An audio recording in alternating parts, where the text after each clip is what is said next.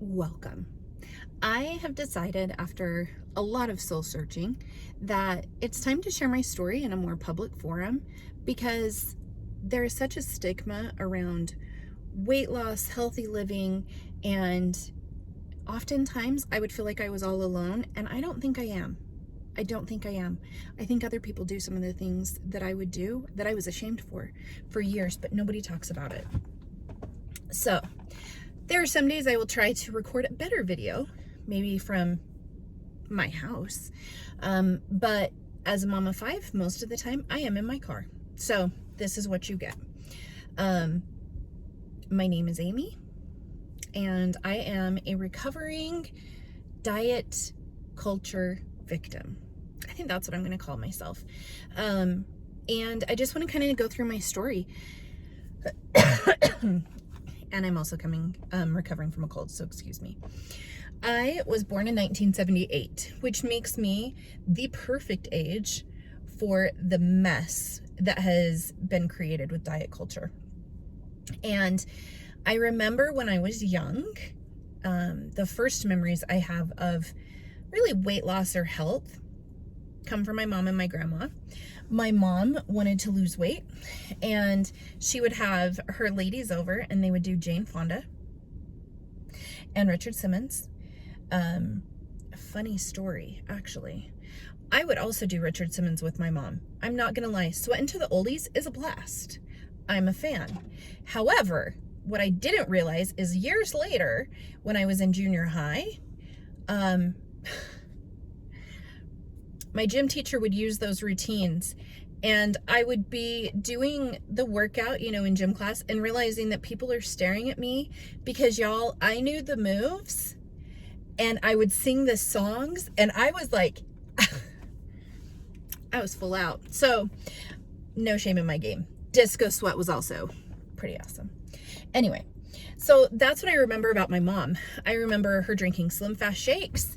I remember begging her to let me have Slim Fast shakes.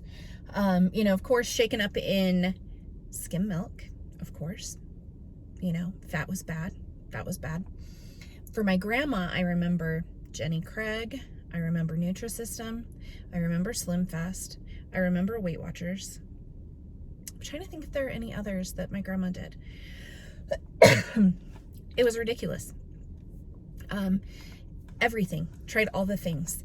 This is also the era when all of the low-fat, low-calorie things started coming out. Although I don't remember calories even being mentioned until later on, when I was super young and impressionable with it.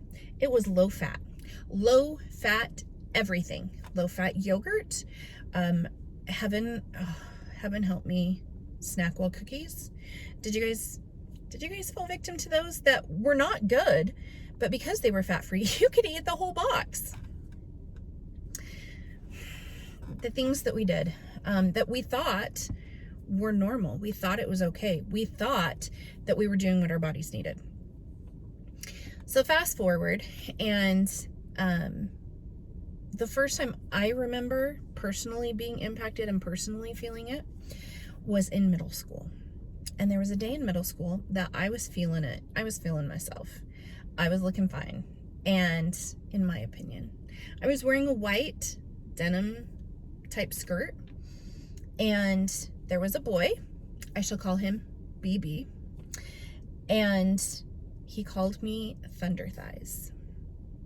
And up until that point, I had never really thought of my own weight as much. But from that point on, it became an obsession. And I don't use that word lightly. I would say that I would think about weight loss, dieting, exercising, most of my waking time, most of my waking hours.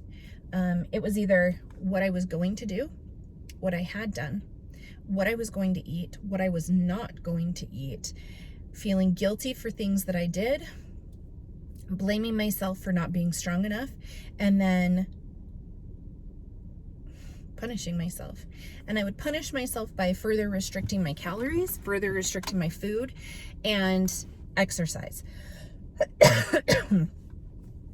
I would say during junior high and high school is when my exercise problems started. I'm gonna throw some names out there, y'all. Cindy Crawford did both of her videos. I babysat all summer. This was when I was in junior high. I babysat every day for a woman. I was basically her nanny. And while the little boy was taking his nap, I would work out. So sometimes that would mean 2 hours. Sometimes it would mean 1 hour. But I would always do the Cindy Crawford video at least one time through, if not two. That one was pretty painful. Then Jody Watley, you guys. I'm looking for a new love baby. Did you know that she had a workout video? It's true. My sister and I were insane. We were amazing. And we would do that workout video over and over and over and over every day. And then the other one, her name was Gay Gasper. And you could buy her VHS tapes in a 2-pack. And there was normally a cardio and then some type of toning video. They were each about 30 minutes. So that was 1 hour. And I would do those. What I didn't understand, so also in that time frame, I was working out a lot. When I wasn't doing a video, I was probably on a walk for miles. We would walk miles, my sister and I, and sometimes other people. And then I was severely restricting calories. So breakfast would probably be a Yoplait Light yogurt. Lunch would have been, we didn't have a ton of money, so it was normally Michelina's. If you guys remember that, I think you could buy a frozen lunch for about $1. So if we were, on our struggle, it was the $1. If there was a good sale or we were feeling fancy, we would go for a healthy choice. But that is kind of what we would do. So I wrote some things down because I'm like, what are some of the other things that I would eat? I can't believe it's not butter spray. Anyone else? What is this? Like, what is this even made of? So this is where I would undereat. I would say I would restrict my calories to maybe no more than 1,000 in a day. And I would over-exercise. What happens when you do that is that you destroy your metabolism. And your body thinks, kind of our ancient times, right? Our ancient survival mode, that food is scarce, we have to conserve, and we're going to hold on to anything that we do get. So I can't even imagine what my metabolism was at that point and what my basal metabolic rate was. It was probably horrible. And the other thing that will happen is that your brain knows that it needs the fuel, and it will induce binges. It will not leave you alone until you give it the food it needs, and it gives you, and you have the nutrients that your body is not getting. And I would go through cravings, and it'd be like, no, I'm not gonna give in to this craving. I will eat an apple. I'll just eat an apple. But that's not what I wanted. So then I would eat the apple, and then that didn't satisfy me. I would probably have a spoonful or two of peanut butter. That still didn't satisfy me. And then I would end up eating the food. So I would end up eating a ton of food trying to avoid this binge. And this is a cycle that I still, to this day, struggle with. And this was like junior high, high school age. High school, here are some of the things that I tried. I already talked about the different exercise videos. Dexatrim. Do you guys remember Dexatrim? I don't think you can buy it anymore. I hope not. After I got a bit older, I tried Fen-Phen. I didn't do it for very long because I didn't like how I felt. Shocker. But I did try Fen-Phen, and I would use laxatives all the time. I would hide them in my room. They were in one of my drawers, and I would take laxatives because that was my way of punishing myself.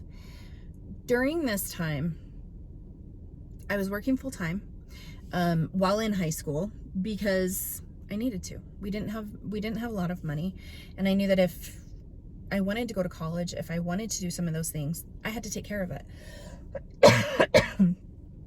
And so I was working full time and also trying to make sure that my grades were sufficient to get a scholarship, because that was my only chance of going to college. So I was really pushing myself. About this time, it was my senior year, and I did college my senior year so that I could do classes. I could schedule my classes around a work schedule so I could work full time. So I started working full time even during the day when I was a senior in high school. But during that time, I had a friend who she was both anorexic and bulimic. And it sounds crazy, but she would eat like 3 grapes. And then when she could feel that in her stomach and it made her uncomfortable, she would vomit. She would induce herself to throw up. So that was kind of on her extreme anorexic side.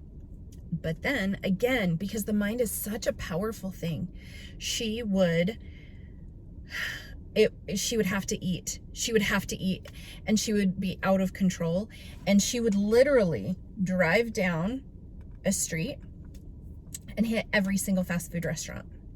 She would hit every fast food restaurant. She would eat, she would vomit. She would go to the next one. She would eat, she would vomit. And this pattern just continued. It was brutal. And I remember visiting her, and she was skeletal. She'd been hospitalized a couple times because of her eating disorder. And in my mind, I had 2 different parts of me battling. There was the part that was like, oh my gosh, I cannot believe she's doing this to herself and I need to help her.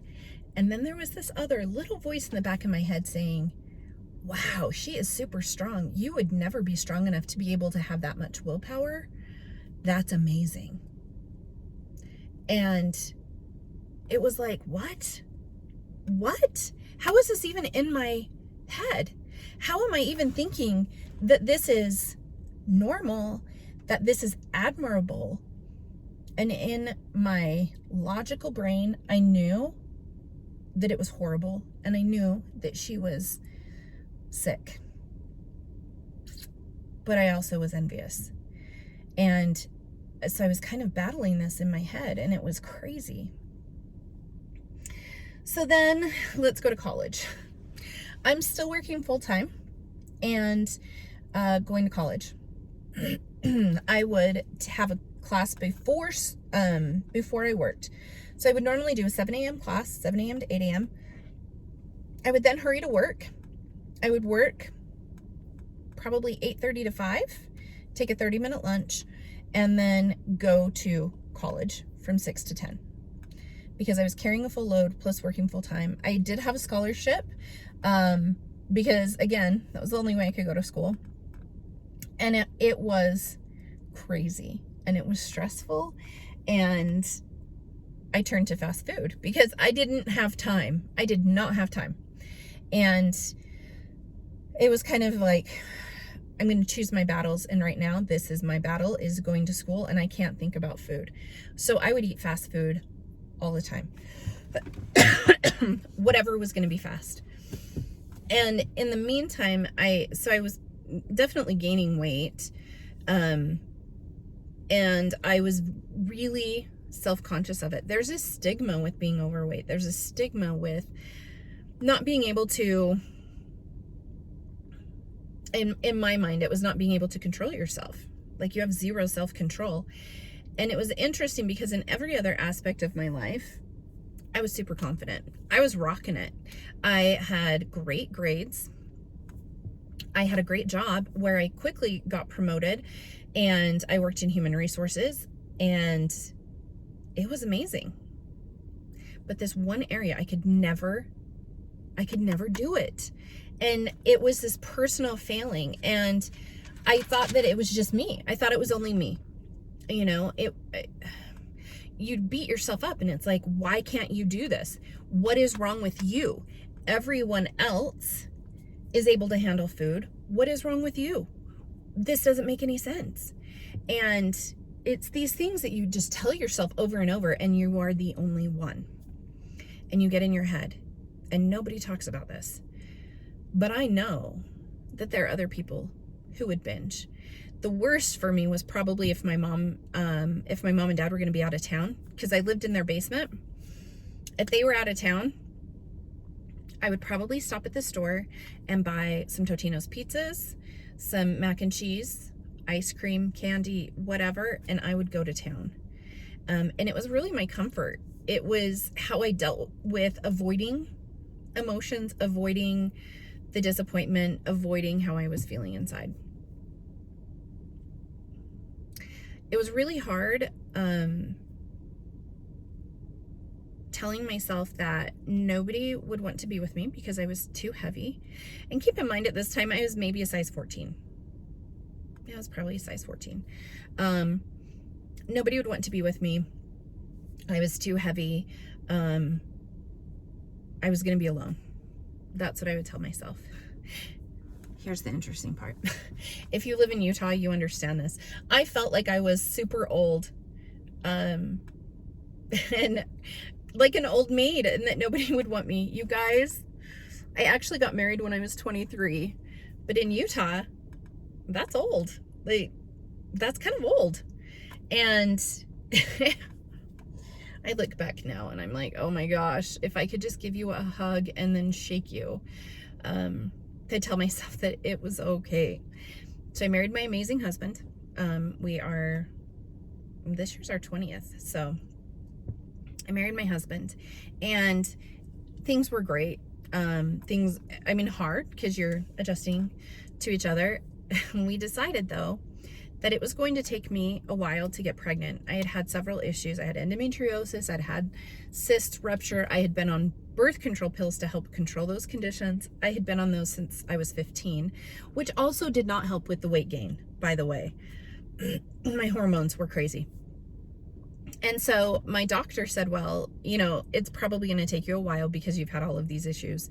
So if you are wanting to start a family within the next few years, you may want to go ahead and go off of birth control now. I got pregnant like a minute later. I called my doctor. I was like, you lied. She's like, sweetheart, nobody knows how long it's going to take.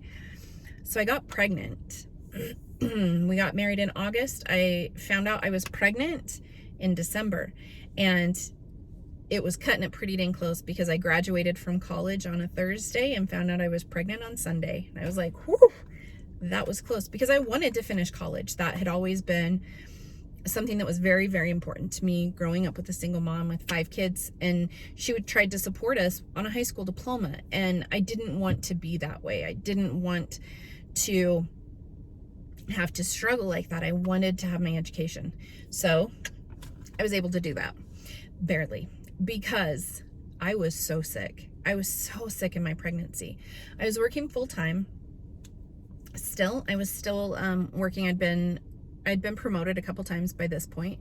And I was working in human resources. I was doing benefits. I was over benefits, payroll, employee relations, leave of absence. Like I was over the office.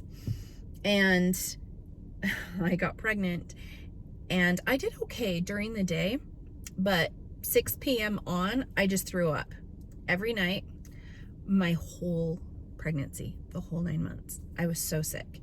The only things that sounded good to me, so this is what I ate when I was pregnant, and this actually was kind of a recurrent theme in all my pregnancies. Baked potatoes, or even mashed potatoes. Mashed potatoes were also fine. Nachos or tacos, and Slurpees or Sonic slushes. I would stop every morning on my way to work and get a 44-ounce grape slush at Sonic. And that was what I did. So needless to say, I gained quite a bit of weight with my pregnancy.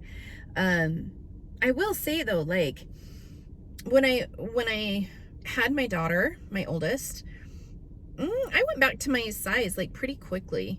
It wasn't that hard. Again, I was not doing any specific exercise plan or food plan because I just didn't have the mental capacity to do that. I didn't have the strength to do that.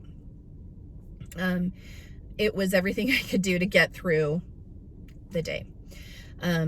Most of the time I didn't have time to work out. I didn't have time to do these things. And because of how we were financially, I had to go back to work from the time she was 6 weeks. And what my husband and I had to do, I went to a daycare when she was like maybe 3 or 4 weeks old, and I just couldn't do it. I was like, I can't put her in daycare. I don't want to do this. And my husband was like, well, let me see if there's something I can do. So he changed his schedule, and we happened to work for different companies, but in the same building, which was very convenient. He worked graveyards and I worked during the day. So what would happen, he would come to work at 5 p.m., which is the time I got off. We would swap the baby. He would go to work and I would go home. And then he would get home at like 6 a.m., which is when I would get up to get ready, and then I would leave and go to work. And that's just the way that we did it. Thank goodness she was the best baby. And she was totally content to just, look around. She would let him sleep quite a bit. She was just content. She was a great baby, and made this totally possible for us to make this work as far as daycare goes. Well, second child was born 23 months later. And then while my second was a baby, I switched to a different company, which becomes important. I was the human resources manager for a different company. And at this company, there were 2 things that made a big impact on me and that would continue throughout my life. The first, Weight Watchers at work. We would do meetings on Fridays. I think they were at 1 p.m. on Fridays. And you would do your weigh-in, and then you would do your meeting. And I am a highly competitive person. Highly competitive. And I would be so frustrated if I didn't have the biggest weight loss. I'd be so frustrated if if I gained weight. Not a good day. Here's where this became a problem. All foods were assigned a point value. Do you guys remember the point system? And again, by doing this, some foods are good and some foods are bad. Some foods are okay, but not the best choice. And why would you make that choice? I also am a numbers person, and I'm very obsessive compulsive. I didn't realize that I had OCD until later in life, but it's there. And I was militant in tracking my calories. Well, I shouldn't say calories, tracking my points. And you had, I want to say it was 35 points that were your flex points. So let's say I had 28 points that I could eat in the day, and I wanted to eat something more. Well, you have 35 points that you can spread out over the week to increase your points for a day. So if you wanted to go have a nice dinner or something and you didn't have enough points, you could take from those 35. Well, I started to discover that if I used those 35 earlier in the week, my weight loss wasn't as great. So what I started to do on Fridays, and we all did this, one, you would take off everything possible and still be decent at work. Belts, even jewelry, shoes, jackets, like anything that could come off was gonna come off. I would not eat that entire day and drink very, very little until weigh-in. And we normally would all go heat up our food so that as soon as we were done with weigh-in, we could start eating. I would also save my 35 points for the weekend. So Friday, Saturday, were my binge days. And I would eat that full 35 additional points in 1 to 2 days. When you only have 28 points in a day and then you more than double that, let's just say that's going to set you back quite a few days. And so it was just this cycle. And the leaders I don't want to throw a lot of shade on the leaders for Weight Watchers groups, but they're not dietitians. They're not professionals. They are people who have also done a really good job following all of the rules with Weight Watchers, and then they come and teach you how to do it. And they're more of an inspiration versus someone who is really knowledgeable and can help you lose weight. And we had this support at work. We would try and help each other, but we would also sometimes binge with each other. And it was really, really difficult. Weight Watchers, again, is something that completely screwed up and reinforced the eating behaviors that I had and the disordered eating behaviors that I experienced. But then there was one other thing that happened while I was there that is a pivotal moment for me, which is I found my favorite exercise program ever, and it was called Turbo Jam. Some of you may have done Turbo Jam, or Turbo Fire was the second one. Turbo Fire wasn't as great for several reasons, and I'll get into that when I talk about Beachbody. But I loved Turbo Jam, and I would do Turbo Jam religiously all the time. And I was like, I don't know what company it was that did this, but this is amazing. It's dancey, it's kickboxy. She had also toning videos within the Turbo universe that I could do, and it was amazing. And I fell in love with it. And my dream, I was like, one day I would love to teach this. I want to be an instructor. I want to help someone. But that's not going to happen because I can't even help myself. How am I going to help someone else lose weight? But I really wanted to. And that had kind of continued. And it was after my fourth child, after baby 4, and my oldest was about 8. I think about 8 when number 4 was born. And it was at that point that we decided I needed to start staying home, because getting 4 kids to daycare just didn't work. We had to make a choice. And for the longest time, I wanted to stay home. I always felt when I was working, I was either like a horrible employee or a horrible parent. I couldn't be good at both. When I was at work, I was thinking about my kids. When I was with my kids, I was thinking about work. Also, as a human resources manager, I was on call. I had my cell phone and I would get calls all the time. I would often have to work late. You can't control when an employee relations issue is going to come up. You can't control when some type of crisis is going to happen. And we made the decision that I would stay home. And we had worked for this. We had wanted to do this. But switching from having worked full-time since I was about 16 to staying at home was beyond rough. And I didn't know who I was anymore. I lost my identity. I was used to getting rewards and getting recognition, and that all left. And what did I have? I was a mom. Nobody told me that I changed the best diapers that day, or that I rocked at keeping these humans alive, which was not always easy to do in a day. Raising children is so much harder than working full time. I ran a call center, and I was like, you know what? I ran the HR for the call center. I would rather do that because I felt like I was respected. I would win awards. It was amazing. It was amazing. And then I started staying home, and all of that portion was gone. And it was like, who am I? What do I do all day? I don't know what to do. I don't know what to do with these kids. And what I ended up doing was eating. It was eating. I was eating my feelings. I was eating my frustrations. I was eating to cover up all of these other feelings. And it was really, really difficult.